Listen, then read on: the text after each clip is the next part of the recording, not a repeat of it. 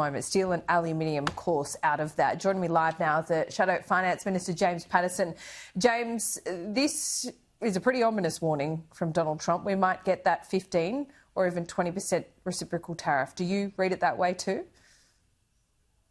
Well, if that does eventuate, Laura, that would be enormously disappointing. I'm someone who considers myself a friend of America. I'm very fond of the United States, but I don't see how this is in the United States' national interest, and I think it's damaging to its relationships with its allies and its friends around the world.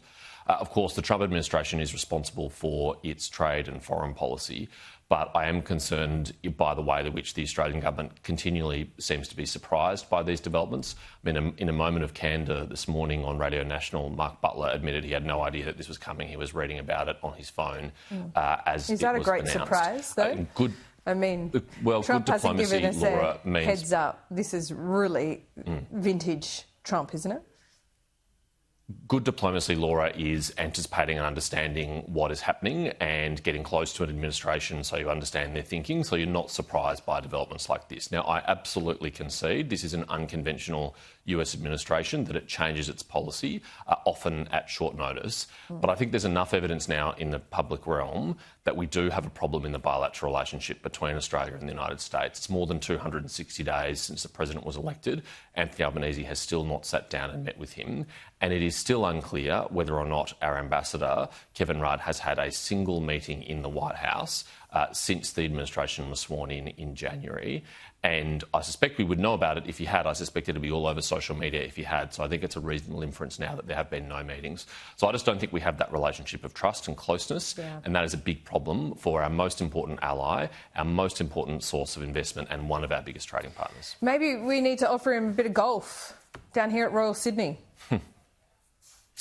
Maybe, Laura, maybe it's golf diplomacy. Infamously, Joe Hockey, our former ambassador, had great success in playing a round of golf with President Trump in his first term. We now do know that Kevin Rudd made his way to a Trump golf course to have a spontaneous but probably very short meeting with President Trump. And since there hasn't been another one since, I think we can also reasonably infer it didn't go very well. I think you're probably right about that. I just quickly wanted to ask you one more question about Donald Trump before we get to AI, because Donald Trump was also asked about the situation in Gaza. He seems to have grown frustrated with Israel, and America has been Netanyahu's biggest ally over these last 2 years, almost since October 7. But even he is saying, how can you deny what is happening in Gaza? Malnutrition. For many, it is starvation. Laura, I think every decent human being is immensely troubled by the images that we are seeing come out of Gaza. It appears to be a very serious, very dire humanitarian situation.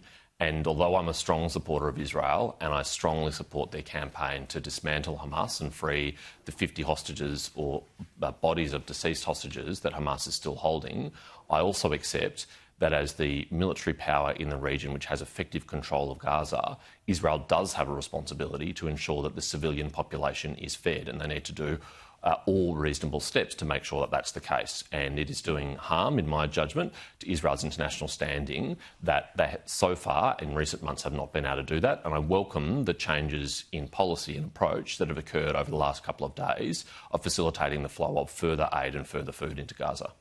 Yeah, by airdrops. I mean, did you see that opening airspace? That was a big deal for Israel to do, to allow the UAE and Jordan to drop aid into Gaza. You know, there's questions about whether that is an effective way to distribute aid. We've seen the aid that is not getting out to the population there. Was that, do you think, an admission from Israel that it had gone too far in restricting food, or that international pressure was starting to bite? I'm reluctant to commentate on that, Laura, because I don't know what the considerations for the Israeli cabinet are on this, but it is welcome that they have made changes that will allow more aid to enter Gaza, because innocent civilians in Gaza should be not be made to be punished for Hamas's crimes. But let's not forget, Hamas's crimes are very serious. They initiated this conflict. There was a ceasefire on the 6th of October. They initiated this conflict and they prolong it every day by continuing to hold those hostages and by refusing to disarm. This conflict could end tomorrow. It is within Hamas's power to end it tomorrow by releasing those hostages and laying down their arms. But starvation should never be a weapon of war, particularly against children. Well, of course not, and I am not someone who accuses Israel of that. I doubt very much that that is a deliberate objective of Israel, and we have to recognise these are incredibly challenging circumstances to deliver aid. There is an ongoing conflict with a terrorist organisation that hides among a civilian population and underground in tunnels where they hold innocent Israeli civilian hostages. So I'm not as quick as others to kind of criticise Israel for this, but I am making clear I think it is important that they provide the aid and the food that the population of Gaza needs to survive. But if there is some responsibility on Israel, you would agree? Well, of course, that they are the military power in the region that effectively controls Gaza. They have an obligation to ensure that people are fed. Yeah. James, let's talk about AI. No easy way to pivot from that story, but this is something that we are covering day in, day out, the situation in Gaza as well. But AI is going to be part of the Productivity Summit, of course. The world is really grappling on how to deal with the rapid rise of AI. This is like no other time in human history, I think, about how AI might change the way we live and the way we work. But I think it's important that governments do regulate, but not over-regulate. Where's that balance in your view? Well, you're right, Laura. Artificial intelligence is changing the world and will change the world. And in a few years' time, the way we work and the way we live may be unrecognisable from just a few years ago because of the changes that AI will bring about. I think, overwhelmingly, they will be positive. Of course, there are some risks that need to be managed, and we've supported on a bipartisan basis legislation through the Parliament, for example, to stop people using deepfake technology to create sexualised images of people without their consent. And, of course, there are some very sensible contributions being made about child abuse material and other things. No one would dispute that. On the other hand, though, AI adoption and rollout is inevitable. It is technological change and progress that no one can stop, certainly not Australia. And so the head-in-the-sand attitude of some players in this debate is only going to hold us back. And I particularly single out the demands that the ACTU, the union movement, is making of the Albanese government to allow workers to have an unlimited right of veto to prevent their employer from rolling out AI in the workplace, to introduce AI as a matter for collective bargaining, when really collective bargaining should be limited to people's pay and conditions. I mean, these are absurd claims that some in the Albanese government, like Tim Ayres, the Industry Minister, appear to be entertaining, that would only hold Australia back and mean we miss out on the enormous productivity benefits to be gained here. Now, there are people in the government that appear to understand that. Andrew Leigh is one of them. I'm very much on his side of this debate, that we should be leaning into this adoption for the enormous productivity benefits it could bring.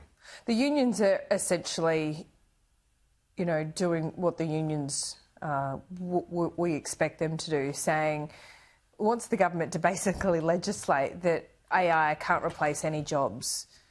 That's just not reality. That's just not living in the real world. AI is going to replace jobs. It's how these jobs evolve and adapt. What should government's role be in that? Laura, the union movement has a very long history in Australia of trying to stand in the way of technological development, most infamously with the wide comb dispute, where they wanted to make sure that shearers only used thin combs, which would shear a sheep more slowly than a wide comb, because I thought that would cost jobs. I mean, that is how ridiculous the union movement's record is on AI adoption, on technology adoption, and we don't want to see that happen in AI.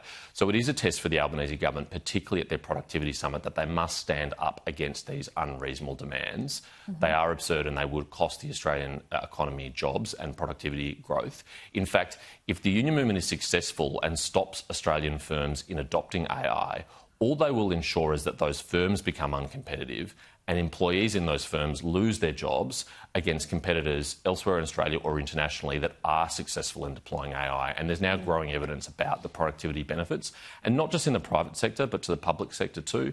UK government report found a saving of 26 minutes a day per worker from the rollout of AI. That might not sound like much, but over a year, that's 2 weeks per public service employee. And a Microsoft Australia study with the Australian government found that 40% of employees who used it were being able to use their time on higher level tasks that only human beings can do, rather than lower level, basic tasks. So these are immense benefits to citizens and taxpayers that could be derived from productivity benefits from AI. Yeah, I think it's particularly unproductive to try and stop the flow, the tide of AI at the moment. James, we'll keep talking about this. Appreciate your time today.